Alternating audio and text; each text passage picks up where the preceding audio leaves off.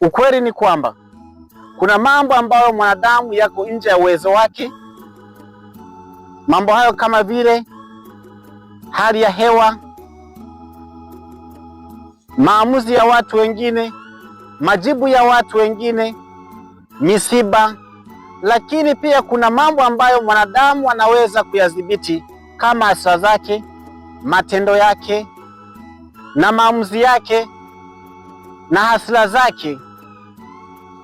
Lakini msongo mkubwa wa mawazo unatokea pale ambapo mwanadamu anaacha kushughulika na mambo ambayo yeye mwenyewe anaweza kuyamudu, anashughulika na mambo ambayo yako nje ya uwezo wake. Kwa mfano, watu wawili wakiwa wanasafiri kwenye basi moja, kwa bahati mbaya pakatokea foleni.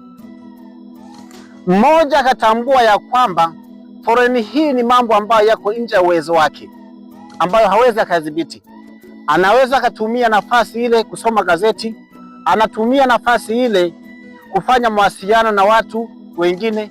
Mwingine akachukulia kama kero na kupata hasira na presha, na mwisho wa siku wanapata msongo wa mawazo.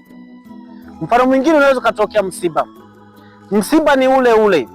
Mwingine anachukulia msiba kama sehemu ya kuumia na kupata wakati mwingine msongo wa mawazo na kuwa na hasira, na mtu mwingine msiba ule ule anautumia kama fundisho la kujua kwamba hapa duniani tupo kwa muda mfupi na tutaondoka.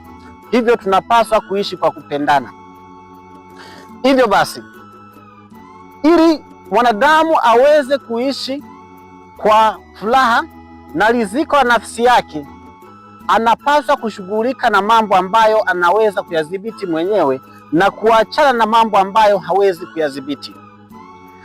Akiendelea kushughulika na mambo ambayo hawezi kuyadhibiti, atasababisha msongo wa mawazo na ataishi kwenye hii dunia bila amani, na atakuwa amekuja hapa duniani kama kwenye shimo refu ambalo linanyoka kwenye sumu, na atakuwa ameenda kinyume na kusudio lake la kuwepo hapa duniani.